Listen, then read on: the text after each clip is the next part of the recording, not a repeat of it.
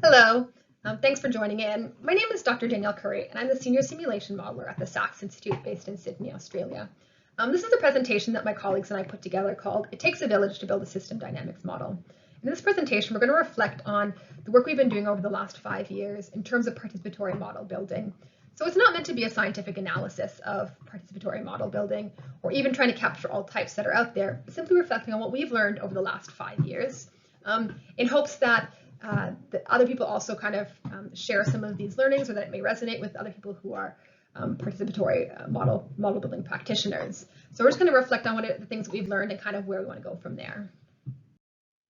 So I thought I would start out with just quickly saying who we are at the SACS. So the SACS is an independent not-for-profit organization in Sydney, Australia, who has the goal of improving health and well-being by driving the use of evidence in policies, programs, and services. So drawing on our mandate to provide timely evidence-based decision support to health policymakers and our drive to engage stakeholders in the process. 5 years ago, our group at the SACS decided to begin using system dynamics modeling as a tool for health decision makers across the country. So within the field of public health, consulting and engaging with stakeholders in the planning and design of projects is well-entrenched principle. But that being said, stakeholder engagement and consultation is often a broad and undefined process, which without proper structure can risk feeling directionless. So when the group started doing participatory model building, it was really a process of learning by doing. We really just jumped in. So of course, we built on the long history of participatory processes in system dynamics and you use things like scripts and CLDs and qualitative facilitation techniques, but we always maintained a flexibility and adaptability, kind of a free-form approach to participation. And we really tailored it to the nature of the project itself, the problem that was being modeled, stakeholder characteristics, and how much time we had. But through that process, the early stages, we came up with a lot of lessons learned. And the first one was that it takes a lot of trial and error to have a meaningful engagement with a large group of stakeholders. And unless they really understand the value of the process and are convinced of both the process and the model's validity, when you come up with unexpected findings that challenge their mental models, it can be really difficult for them not to just discount them and say, oh, you're wrong. So we found that to kind of help overcome that, we really needed to engage participants throughout the process. But then we also found that in order to sustain that enthusiasm and trust in the process, they needed to be engaged consistently and frequently throughout the process. So we couldn't just talk to them once or twice. We needed to have them consistently engaged from start to finish. We also found that overall, it was really normal for us to feel uncertain. But then as our experience grew in terms of facilitating and as we framed our process, we got a better idea of how to manage the projects and developed a more diverse skill set that could adapt to differences amongst the projects, which is what brought us to this presentation here, where we wanted to reflect on what were the differences between those processes and the projects, and how could we kind of, what learnings could we have that could be generalized that we could use in the future to help us plan and roll out projects the kind of future projects that we have. But beyond that, we kind of reflected further on the types of people, the types of stakeholder groups that we were working with. I'm kind of in the idea that it takes a village to build a system dynamics model. We really wanted to think about what was the different types of villages that we encountered in the process.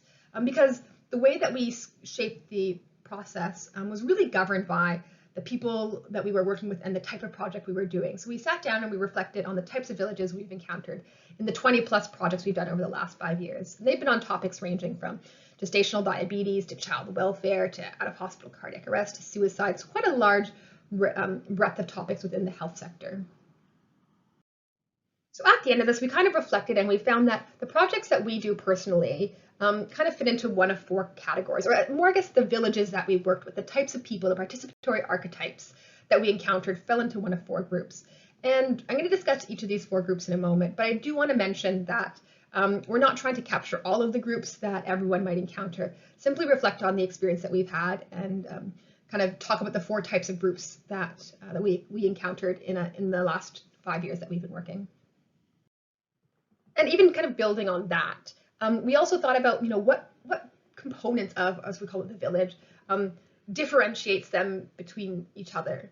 And kind of the first 3 ones that came to mind were the participants. So who's involved in the process, the flow of guidance and direction, as well as information. So who commissioned the project, who is the information flowing through, and then overall, what is the purpose of the project? So who is the intended model user, or who sets who is the intended model user, and what is the problem itself? So when we reflected a bit more, we kind of came up with a list of factors that differentiated these villages from each other. And I've got them listed there on the left, but we noted that across the different types of villages, each of these factors was necessary and was an important part of a project, but they sit on a spectrum between something that is readily available, something that naturally comes with that village, to something that's going to be one of those things that you're going to have to work for. So even though we know that that's something that's important, that's kind of needed for the success of a project, that it's not necessarily naturally comes with that group. So more effort would be needed to kind of get access to that resources or to that stakeholder group or to that portion of the kind of recipe for success for a project. So the first type of village that I want to talk to is the one that comes along with high-level strategic policy models. And in these projects tend to be commissioned by decision makers, high-level decision makers. And so they have the intended user of the model. They have a problem that they need decision support for. And so we tend to have a modeling consortium and expert advisors that tend to be very high level. They're people within the policy process and stakeholder and advocacy organizations, but they don't necessarily include people with lived experience. So we find that when we have projects like this, lived experience is something that isn't necessarily easy to get, since there tend to be really high level decisions at the strategic level. But when we work with these type of projects, the village tends to come with relatively high position to act. They tend to be decision makers or high-level public servants or academics. They also tend to have a really pragmatic perspective because they're involved in the decision-making process. They tend to know what is and isn't possible. They have relatively good access to data and stakeholders, but again, the lived experience isn't necessarily very high. And we also find that the lifespan of the messages for these type of projects doesn't naturally extend beyond the decision at hand. So with these projects, we kind of came up with some common observations, having done quite a large number of projects that are high-level strategic models. And we found that sustained engagement of high-level stakeholders can be really challenging because they're really busy. And we also found to some degree that there's some reluctance to believe insights that counter current deeply held beliefs. And that's potentially because they don't aren't necessarily actively engaged in the evidence, and they're also not actively engaged in the lived experience. And so they don't necessarily have exposure to lots of counter arguments or counter beliefs within the problem. And so they tend to kind of base it off of what they already know. And so when it really shifts that can be quite difficult. But we find that these projects, getting stakeholders on board is generally quite easy because they're very keen to participate since they know that they'll then have access to decision makers. The scope of the model in these projects tend to be very clear. There is a decision that needs to be made. But what we have found is that the model and the message typically don't have a clear lifespan beyond the linked decision. And in terms of special considerations that we've come up with for these type of projects, the first one really is that we need to re-examine whether the model having a lifespan beyond the decision is a realistic goal. These models are made to support a particular decision, and tailoring the model to support lots of different decisions may not be actually what we're looking for. And with these types of models, we've also noted that you need to put in some extra additional effort to communicate the research evidence into the models, because these are people who, because they're not actively engaged in it, they may not know the research evidence, but they do want to know that you have consulted it. And we also find that you need alternative engagement strategies with high-level decision makers because often they're too busy to attend workshops. So you need to have kind of backup plans and alternative ways to communicate with them. The second type of village that we seem to encounter are those that we have when we do advocacy models.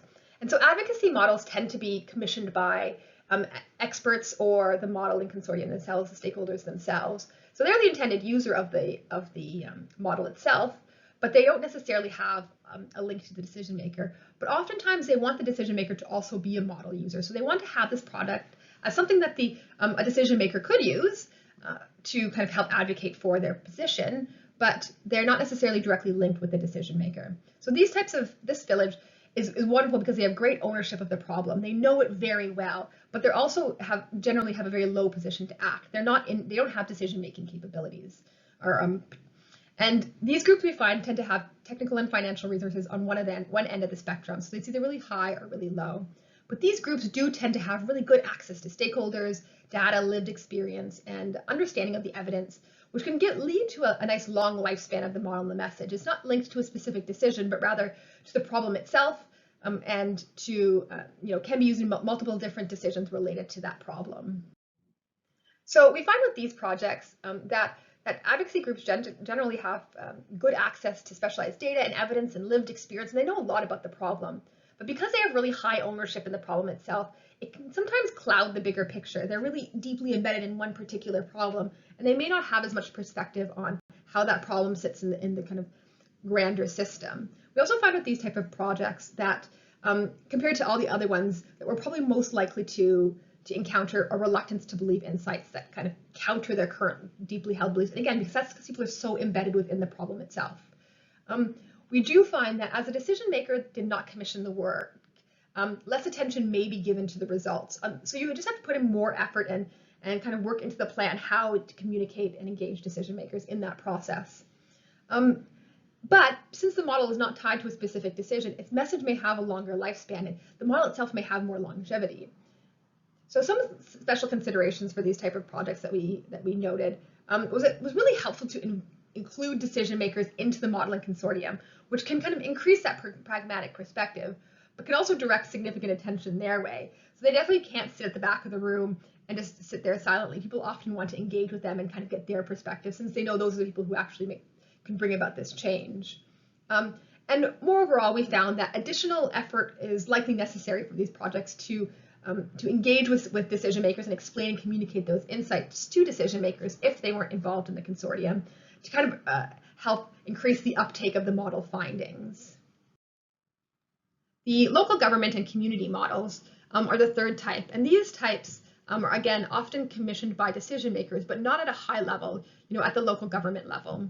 And these projects tend to have really high ownership, drive, and position to act, but low resources, low access to the data, and perhaps less engagement with the data itself up until that point.